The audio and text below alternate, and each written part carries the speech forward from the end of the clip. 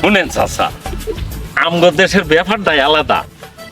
চাচা, কই মাছ সামনে কত বড় দেখছেন? এই সর্বোচ্চ গেলে 100 গ্রাম থেকে 150 গ্রাম।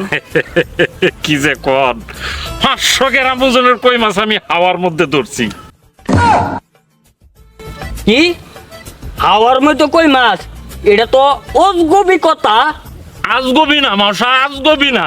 তাইলে শুনেন একটা গপ্প কই। আমি একবার মামা গো বাড়িতে বেড়াইতে গেছি।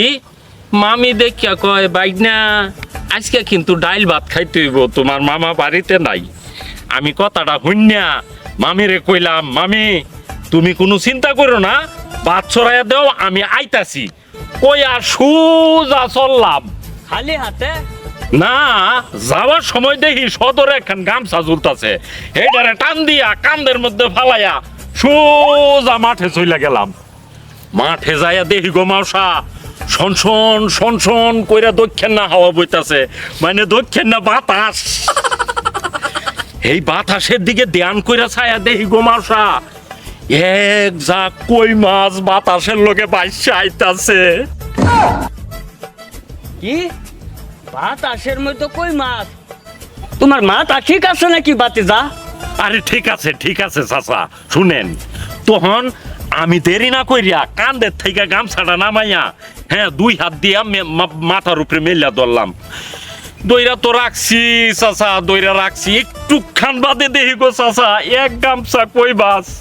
আমি দেরি না কইরা মাথার উপরে গামছাটা নামাইয়া পয়সা পুটলা বান্ধা দৌড় পাইরা মামির সামনে গিয়া পুটলাটা দাপ কইরা ফালাইয়া দিলাম। মামি তো দেখা কো, বাইগনা এটা কি আর পুটলা খুললা দেহে এত বড় বড় কই মাছ। মামি দেরি না কইরা পাশের বাড়িতে দাঁড়ি ফেললাই না, মাইপা দেহে এক খান কই মাছ 500 কিলো।